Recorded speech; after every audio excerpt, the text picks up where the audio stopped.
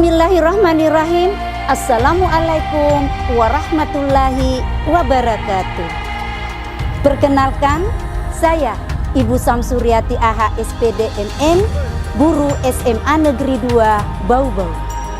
Negara yang besar adalah negara yang menghargai jasa para pahlawannya.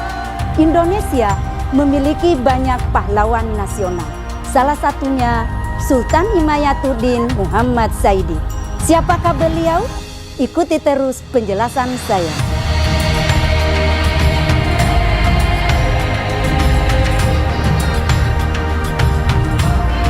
Saat ini saya berada di kawasan Benteng Keraton Buton, yang dahulu benteng ini berfungsi sebagai pusat pertahanan dan pusat pemerintahan Kesultanan Buton. Dan masih nampak meriam-meriam sisa alat perang sebagai bukti bahwa masyarakat Buton melakukan perlawanan terhadap musuh ataupun VOC Belanda.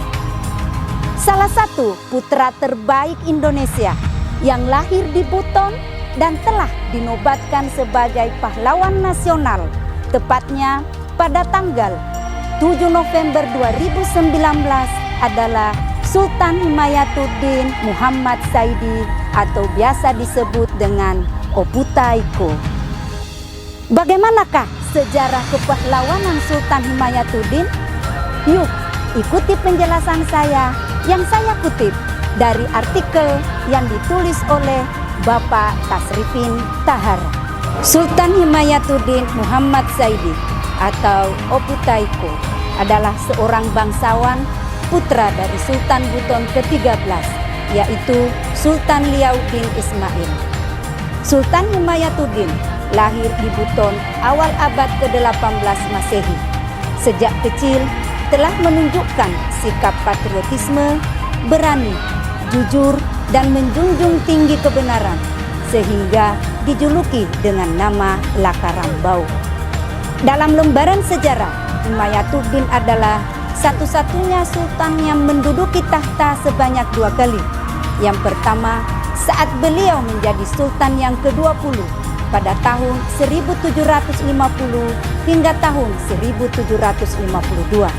Dan yang kedua, saat beliau menjadi sultan ke-23 pada tahun 1760 hingga tahun 1763. Peperangan yang dilancarkan dalam bentuk bergerilya di hutan sehingga diberi gelar Opu Taiko, artinya sultan yang bergerilya di hutan. Nah, itulah tadi biografi Sultan Himayatuddin Muhammad Saidi. Sahabat sekalian, bagaimanakah kehebatan Sultan Himayatuddin dalam peperangan? Jangan beranjak dulu, tetap bersama saya di channel ini.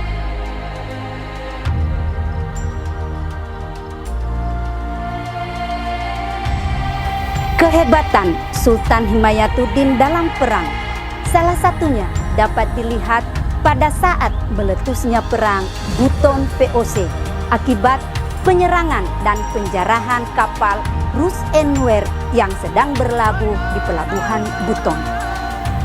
Diriwayatkan saat kapal Rus Enwer berlabuh di pelabuhan Buton, Sultan Himayatuddin memerintahkan petugas pelabuhan untuk menarik pajak pada kapal tersebut. Menurut VOC, ini sesuatu yang tidak lazim dalam perhubungan Buton VOC. Di waktu yang bersamaan, French CS berlabuh di pelabuhan Buton dan memanfaatkan kemelut tersebut untuk menyerang dan merampok muatan kapal Rus Enwer, kemudian melarikan diri ke Kabaena. Atas tragedi ini, VOC menimpakan kesalahan kepada Sultan Himayatuddin. Sultan Himayatuddin dianggap yang paling bertanggung jawab atas kejadian ini karena tidak melindungi kapal VOC. Lebih dari itu, VOC menuduh Sultan Himayatuddin berada di balik skenario penyerangan tersebut. Perang Buton diawali dari penyerangan pasukan VOC pada dini hari, tanggal 24 Februari 1755. Dalam serangan di pagi buta itu, barikade Laskar Kesultanan yang disiagakan di kawasan melakukan perlawanan dengan sengit. Cakrawala yang baru saja mereka kemudian diwarnai oleh dentuman bedil dari kapal-kapal perang VOC, kepulan asap mesiu, desingan peluru yang dimuntahkan dari moncong-moncong senapan VOC, dan rintihan para korban yang diterjang peluru terdengar di mana-mana.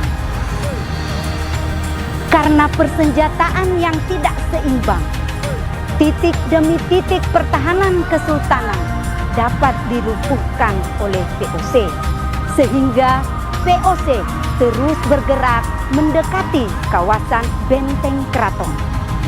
Dari arah benteng, pasukan VOC dihadang oleh pasukan Sultan Himayatuddin bersama Kapitalau Laode Sungkuabuso.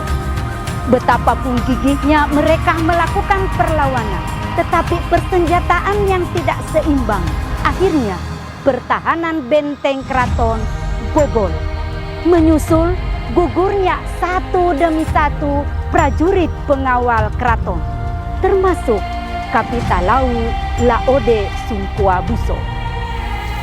Di tengah suasana kepanikan rakyat, Sultan Himayatuddin menyadari situasi yang akan mengancam Sultan Hamid Sakyuddin sebagai Sultan Buton saat itu.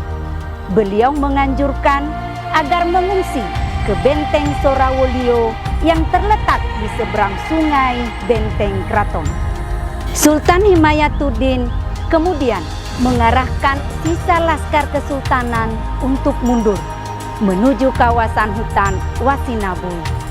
Dan disinilah dimulainya episode perang gerilya Sultan Himayatuddin melawan VOC.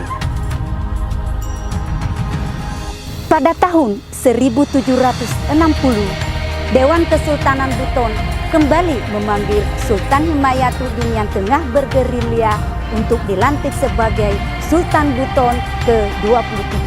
Dengan pertimbangan beliau memiliki sikap yang tegas dan tidak mengenal kompromi dengan VOC. Pada periode kedua masa pemerintahannya, Sultan Himayatuddin tetap menunjukkan konsistensi tidak mau tunduk pada VOC. Tuntutan ganti kerugian VOC baik terhadap kapal Rus and Wehr maupun biaya perang lainnya tidak diindahkan. Hubungan Buton VOC di masa pemerintahannya yang kedua lagi-lagi dipenuhi konflik dan peperangan. Sahabat sekalian, selanjutnya setelah stabilitas Kesultanan Buton berhasil dipulihkan dalam masa kurang lebih 3 tahun kepemimpinannya di periode kedua, maka pada tahun 1763 Sultan Himayatuddin mengakhiri masa jabatannya. Akhirnya Sultan Himayatuddin wafat pada tahun 1776 di puncak Gunung Siontapina dan dimakamkan di sana. Dan atas permintaan Dewan Kesultanan, kerangka jenazah Sultan Himayatuddin kemudian dipindahkan ke Leleh Mangura, Keraton Buton. Pesan moral yang dapat kita petik dari kepahlawanan Sultan Himayatuddin adalah sifat kesatria dan keberaniannya, rela meninggalkan tahta, meninggalkan istri dan anak demi harkat dan martabat serta kejayaan Kesultanan Buton. Demikian sejarah kepahlawanan Sultan Himayatuddin Muhammad Saidi. Sampai bertemu di video edukasi berikutnya. Terima kasih. Assalamualaikum warahmatullahi wabarakatuh.